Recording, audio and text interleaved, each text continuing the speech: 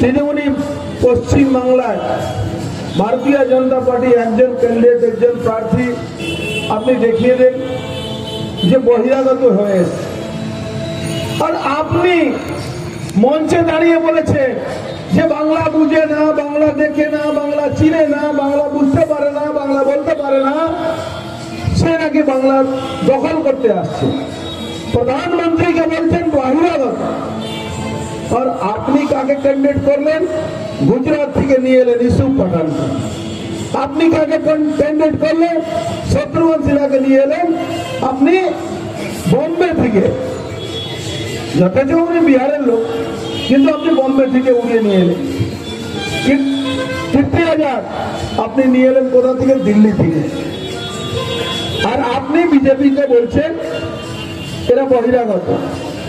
এখন বাংলা পক্ষতে পোস্টার ছাপিয়েছে, পার্থভূমিকে রোজ টাকা দেয়। নীলগঞ্জে পাবলিক বললো কি ভাই ইউসুফ পাঠান কোথাকার, শত্রুঘ্ন সিনহা কোথাকার, তুমি এইসব কথা বলে আমাদের বাংলাকে এইভাবে নষ্ট করতে পারো না। আজকে 1,40,00,000 পরিযায়ী শ্রমিক বানিয়ে রেখেছে তোমরা। সবই বাংলার ছেলে।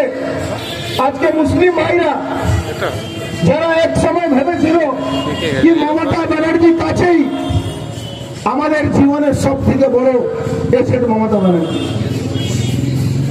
সেই মমতা ব্যানার্জি কি করলেন? আজকে জুট ইন্ডাস্ট্রি শেষ করার জন্য আজকে যে পাট চাষিরা মুর্শিদাবাদ, মালদা, আপনার রায়গঞ্জ, বহরমপুর, বসিরহাটে যে চাষি শ্রমিক ভাইরা যারা চাষ করতেন তারা আর পাট চাষ করতে পারছেন না। তাদেরকে গুজরাট, মহারাষ্ট্র, গোয়া, দিল্লি, মধ্যপ্রদেশ তাদেরকে চাকরি করতে যেত।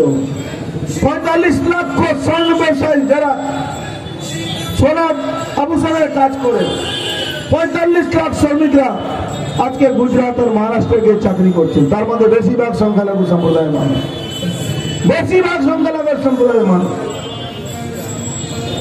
আজকে হারে হারে টের পাচ্ছেন আপনি যখন সংখ্যালঘু সম্প্রদায়ের মানুষরা ভারতীয় জনতা পার্টিতে জয়েন করছে। আজকে প্রায় 100 জন লোককে ভারতীয় জনতা পার্টিতে আমি জয়েন করিয়েছি, আমি আর মনোজদা, যারা আমনারা বসবাস করে, কাকিনারা বসবাস করে 100 জনকে।